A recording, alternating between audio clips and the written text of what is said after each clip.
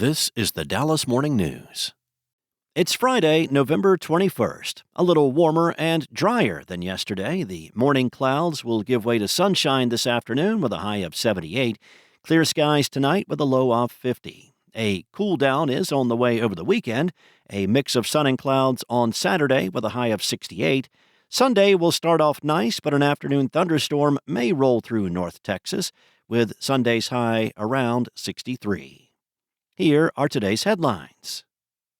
5 people have pleaded guilty to providing material support to terrorists in connection with a July 4th attack outside an immigration detention center that left an Alvarado officer shot. Nathan Bauman, Joy Gibson, Seth Sykes, Lynette Sharp, and John Thomas entered their guilty pleas on Wednesday in federal court in Fort Worth. Sentencing has been scheduled for March 12th. The defendants face up to 15 years in federal prison. Their attorneys could not immediately be reached for comment. Others await trial on more serious charges, including attempted murder. At least 16 people were charged in the July 4th attack at the Prairieland Detention Center in Alvarado, about 30 miles south of Fort Worth. The Justice Department has said the attack was the work of a North Texas Antifa cell, referring to a decentralized anti-fascist movement, which President Donald Trump in September designated a domestic terrorist organization. Nancy Larson, the acting U.S. attorney in Dallas at the time, called the case the first indictment in the nation against a group of violent Antifa cell members. In other news, the Council on American-Islamic Relations, or CAIR, filed a federal lawsuit Thursday against Texas Governor Greg Abbott and Attorney General Ken Paxton after Abbott issued a proclamation declaring the group a foreign terrorist organization.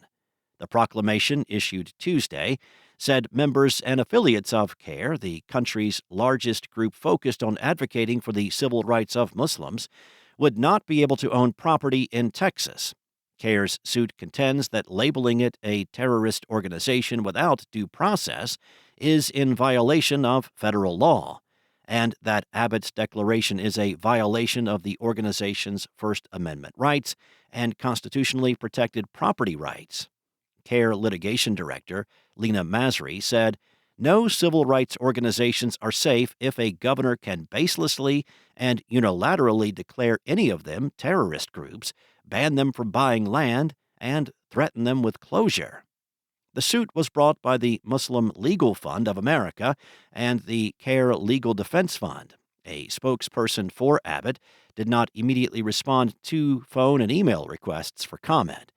Abbott said in the Tuesday proclamation that CAIR was a successor organization to the Muslim Brotherhood, which he also said he had designated a terrorist group. The U.S. designates several branches or affiliates of the Muslim Brotherhood, including Hamas, as terrorist organizations. Next up, 2 military fighter jets buzzed over North Texas earlier this week for unknown reasons, shaking some residents, before visiting Dallas Love Field and taking off again. A jet, which Internet watchers identified as an F-18 Super Hornet, landed at the Dallas airport just after 7:30 p.m. Wednesday. The jet took off again and came back about 30 minutes later. When it landed again, it was following another F-18 Super Hornet fighter jet. The planes then taxied to a spot near JSX's hangar for refueling. These kinds of planes are common on the western side of the metropolitan area, where Lockheed Martin has a major F-35 manufacturing facility, but not in central Dallas and Love Field, where Southwest Airlines is headquartered. The plane was not tracked by the FAA's system, which is not uncommon for military jets. A spokesperson for Dallas Love Field said that they did not have information on the fighter jets. The FAA referred any questions to the military. And do you earn enough to live comfortably in the Metroplex?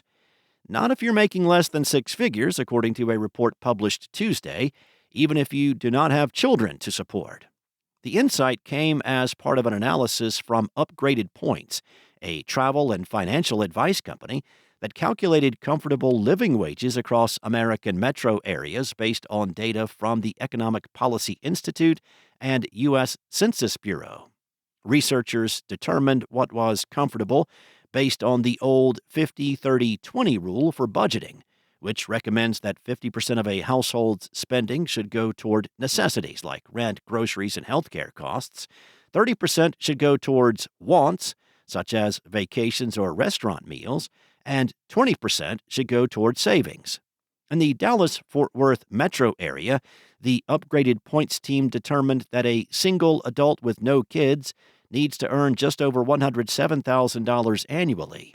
Two adults without kids need a combined salary of $138,000, while two adults with one child need $184,000. Yet most area residents earn nowhere near those thresholds. The region's median personal income, according to the same report, is around $51,000, and the median family income is just under $114,000. The data places DFW as the 26th most expensive among 53 large metro areas between Charlotte and Virginia Beach. Thanks for listening. For more on today's stories and the latest breaking news, visit dallasnews.com. Enjoy your weekend, and I'll be back on Monday with more from the Dallas Morning News.